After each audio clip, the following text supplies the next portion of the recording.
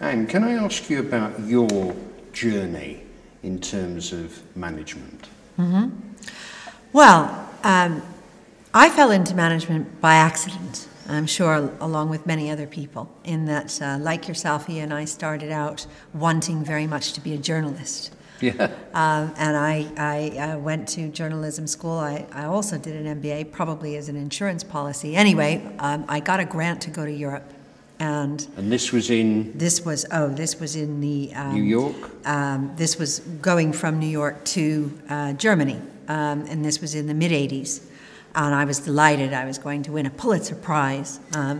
And a couple of months into this, just as I sent off my piece, which I had arranged to be published back in the US on Christmas Eve, I got a phone call saying, thanks very much, piece is great, but editor's changed his mind.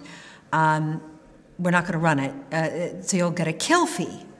And I thought, oh my goodness, I can't, that doesn't even cover my phone calls and taxi fares. So I thought twice and thought, I better do something else because I'll never repay my student loans. And so really it was my failure as a journalist that brought me into management. I rang up a school friend and said, where are their jobs going? And he said, oh, Procter & Gamble. So I applied. Procter & Gamble, one of the major marketing management companies of the world, really. Yes, I was very lucky. I think P&G does many things very well, but one of the root causes of why they do things well is from day one, everybody is trained how to be a manager and a leader. So you're not just trained in the technicalities of business, you're trained how to manage and lead other people. Yeah, leading on, that's one of the main questions I want to ask you. Are leaders born? No. So in my experience, there are, of course, a few talented individuals who are born leaders. And, you know, bless them, they have that head start. You're not one of those? I've learned a lot about leadership and management in my career. But to your question, I think most people can learn how to manage well. And in fact, it's a skill, and it needs to be practiced, and you always have to remember it, because it's very easy to forget how to talk to people in a way that is motivating, how to be a good coach. So one of CMI's major beliefs, and I certainly believe this in my life, is that management is a skill. You can learn it with practice, and you should learn it with practice, because that's the only way you'll become a good manager. Going back to Procter & Gamble, could you perhaps pick out, say, the top 3 lessons you learned that you would like to pass on, someone wanting to be a manager? The big sort of couple of lessons you learned from Procter & Gamble. Well, these are lessons that aren't just, I didn't just learn from Procter & Gamble, but I think apply universally. The first lesson is to be aware that management can be learned. So open up yourself to new ways of doing things. So don't assume that your style of leading and managing others is the best or the right one. So yeah. I think that has to be the first. I think the second big thing is it's so much harder to be a good coach as a manager, but it is so important. So we all have to avoid the tendency to say, look, you know what, I can't be bothered coaching you how to do this, so I'll just do it for you. Or, you know what, I want you to do this, but I am not going to explain to you or help you in any way. You're on your own. And these are 2 very common mistakes. So it's that you're a coach, you're in it together. And I think the last thing is, and I think many of the best run companies are very good at this, learn from failures. We learn a lot more from our failures than we do from our successes. And we should be very aware of that and celebrate our failures, because actually we're going to take some great learnings from that are going to make us better in the long run. Now, if you learn from failure, a lot of people would say, well, that's really bad for the confidence of the would-be trainee manager.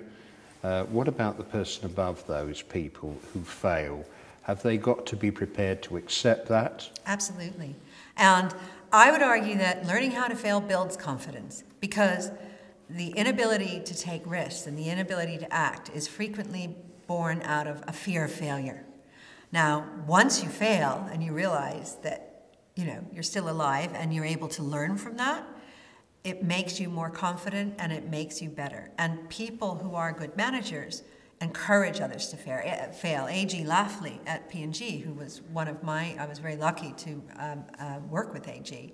And he used to say, well... What was he? A.G. Lafley is currently the CEO, right. But he was the CEO when I was there as well, or he was the CEO of Beauty Care, and he promoted me to general manager, so one of my sponsors, if you like. Right. And what he said was, if we are succeeding any more than 60% of the time with our initiatives, we're not taking enough risk, right?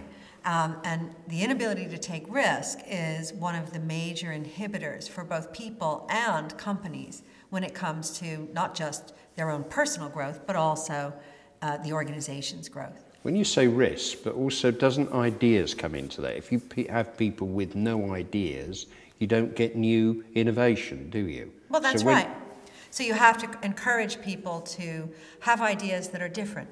I think, again, the fear of change is born out of fear of failure and inability to take risk. But in today's world, where 9 out of 10 organizations are changing every year, you can't succeed in today's world unless you embrace change. So, again, it's about learning how to take risks, learning how to fail and bounce back. That's resilience, and it's a great trait for all managers and leaders. Yeah.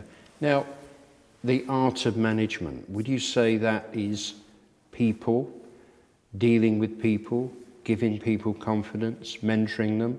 Are people the key to this? Absolutely. And I think that one of the things that our research has shown at CMI, and we do work with UWE and many other business schools on this, is when you ask employers, what skills are they looking for business-ready graduates and in new managers? Number one, overwhelmingly, is communication skills.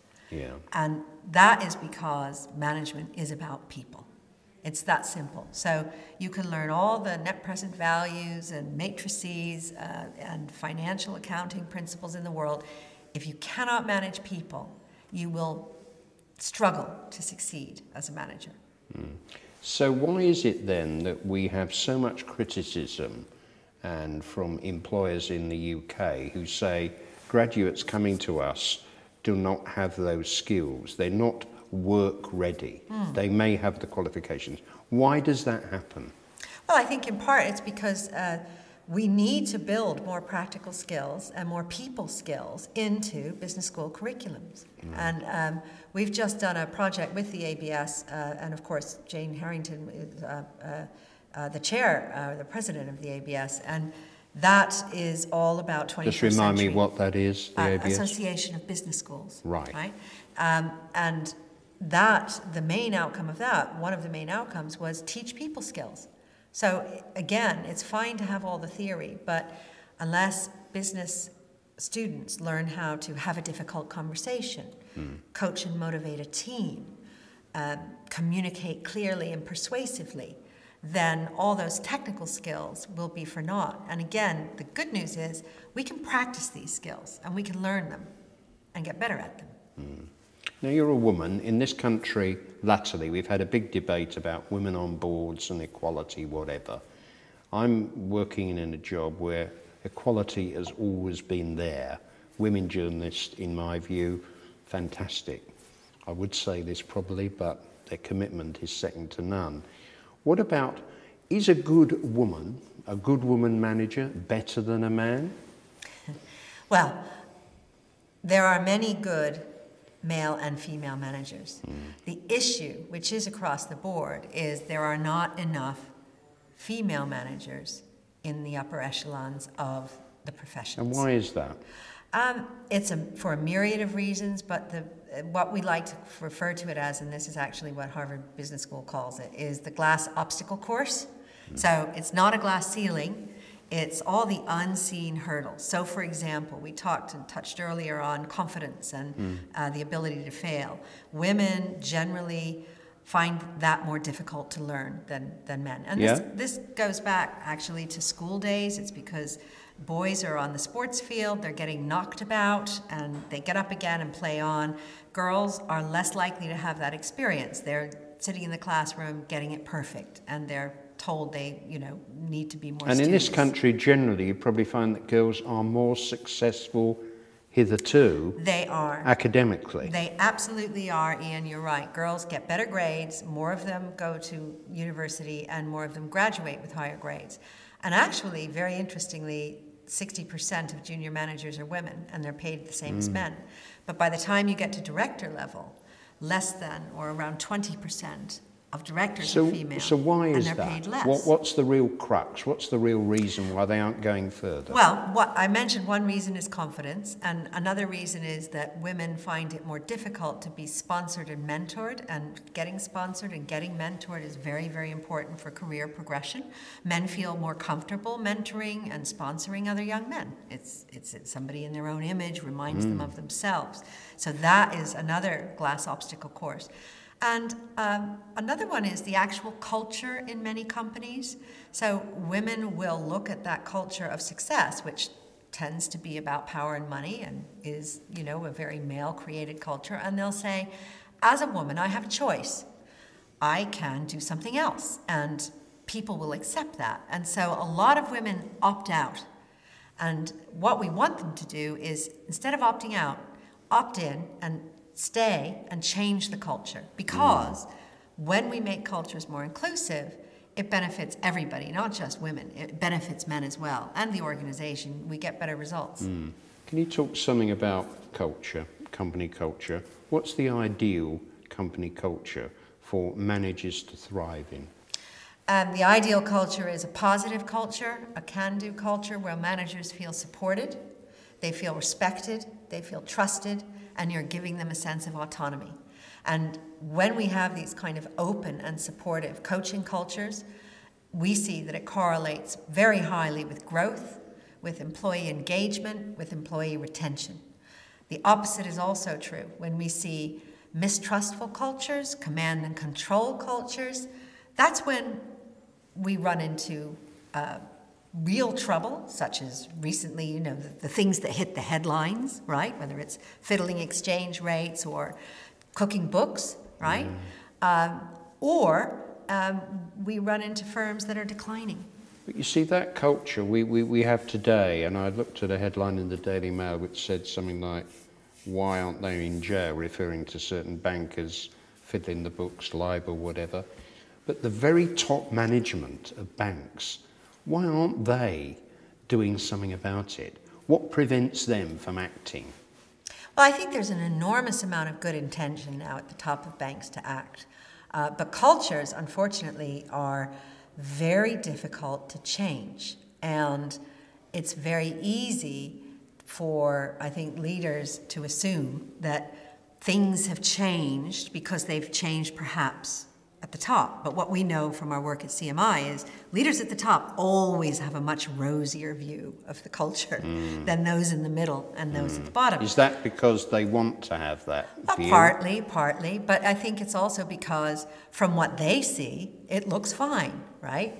And so my advice for all leaders at the top of organizations is you really got to find paths through to the middle and the front line to find out what is actually going on. And how do you do that? There are a number of ways. I know Harriet Green, for example, at Thomas Cook. Thomas Cook, yeah. Who's, done a fabulous job of transforming that business. Her first day, she just sent out an email to everybody saying, tell me what's wrong. Right? They all emailed her back. She answered every single one.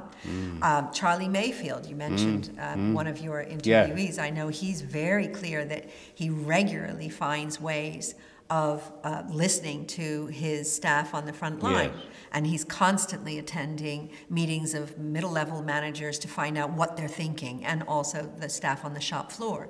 I've known other chief execs that have, special hours dedicated to listening to customer service staff. Yes. So it's about purposefully and mindfully seeking out interactions, unfiltered interactions with the front line and the middle and throughout the organization. And if you don't do that, it's highly unlikely you're going to change the culture. But what do you do then? Because it's all very well getting that information. What do you do with it?